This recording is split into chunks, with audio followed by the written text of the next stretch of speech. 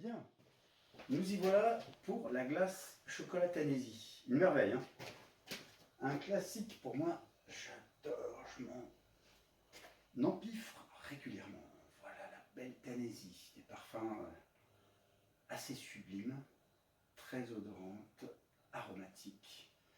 Attention cependant aux jeunes filles ou aux plus âgés qui attendent des enfants ou potentiellement, puisque c'était une plante qui était utilisée comme abortive, je le rappelle, et donc il peut y avoir aussi quelques fragilités occasionnelles. On n'est jamais à l'abri de réactions parce qu'il y a beaucoup de produits à l'intérieur de cette plante. C'est une plante médicinale qui a un parfum très fort,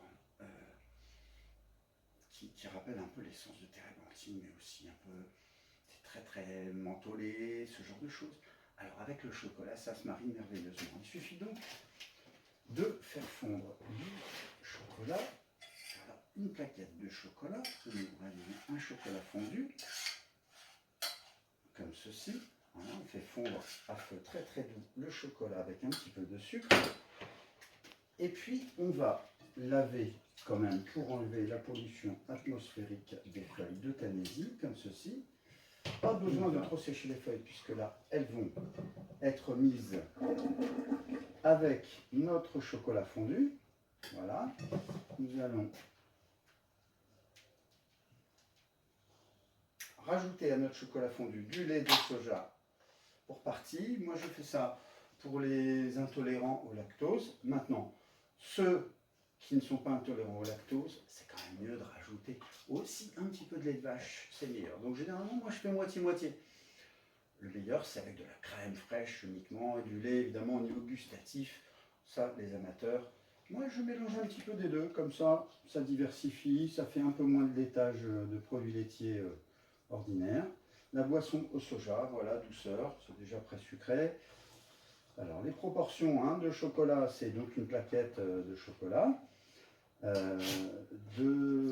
Également rajouter environ, comme le chocolat est déjà sucré, à peu près 100 g de sucre, hein. Pas plus, ça suffit. Alors, on mélange le chocolat, on fait réchauffer à feu doux également, augmenter légèrement. Et puis pendant ce temps-là, nous allons prendre nos feuilles de Tanesi, nos sommités tendres également, que l'on a cueillies.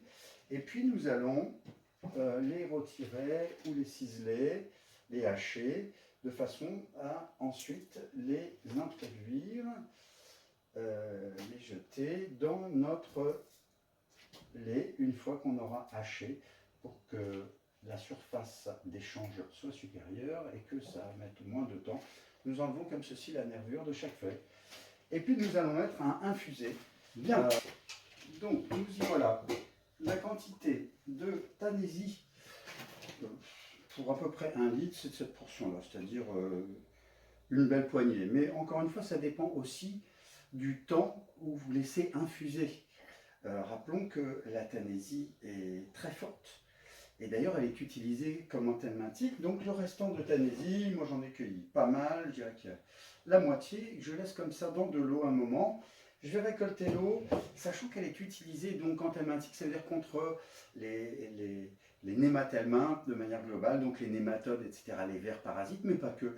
C'est une plante qui fait fuir donc au jardin, donc on l'utilise beaucoup aussi en préparation diverses et variées, comme on fait les purins d'ortie, voilà, les fameux purins d'ortie, voilà, sous forme de macérat, en l'occurrence, ça peut être aussi infusé ou en décoction, si on veut faire chauffer pour obtenir encore plus de produits, quelque chose de beaucoup plus fort. Voilà, donc une possibilité d'utiliser cette plante vraiment comme pour faire fuir un certain nombre de parasites, et à commencer par les vers parasites. C'est d'ailleurs une plante qui, au-delà d'être utilisée comme abortive, a été utilisée comme vermifuge. Donc, en cure, des tisanes de Tanesi, un certain nombre pendant une certaine durée, ça élimine les vers. Mais déjà, ça a un effet déjà sur la flore intestinale, ça c'est certain, comme vermifuge. Voilà, c'est en train d'infuser. Nous allons laisser infuser et goûter régulièrement de façon à avoir le parfum au niveau où vous le souhaitez. Tout simplement. Après, nous allons donc utiliser un chinois au-dessus d'un récipient adéquat. Et nous allons filtrer, bien évidemment, hein, ce mélange pour retenir les feuilles de Tanésie et ne laisser passer que la boisson qui sera la base de notre crème glacée. Bien, donc nous y voilà, nous avons incorporé notre poire et nous incorporons au fouet, nous avons déposé, la cuillerée à café bombée de gomme de boire sur nos 1,25 litre de base de crème glacée chocolat Tanésie, tanésillant infusé à l'intérieur, et nous incorporons comme ceci au fouet la gomme de boire afin d'apporter la consistance voulue.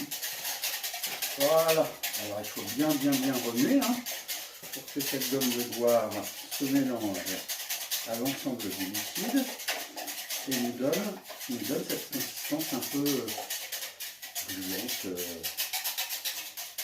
nécessaire pour que notre glace ne soit pas un glaçon, mais bien moelleuse. Voilà, le moelleux. Alors, vous avez pu remarquer que mes vidéos sont très simples. Il n'y a pas de fioriture, il n'y a pas d'effet, il n'y a pas de ceci, pas de cela. Les personnes qui sont plus douées en communication sont les bienvenues. Voilà, alors ensuite, mais par contre, mes produits, c'est consommé régulièrement par tout à chacun autour de moi et j'ai fait des dégustations et c'est vraiment très bon, c'est tout, c'est le principal. Moi, le reste, c'est vrai que c'est pas ma partie. Alors, nous avons ici notre liquide, notre appareil de crème glacée. Il ne faut pas en mettre trop d'un coup, on va le faire en deux fois. Hein. On incorpore à notre turbine à glace et on va laisser turbiner comme ceci et bien, pendant à peu près une demi-heure, et on obtiendra la glace. Voilà.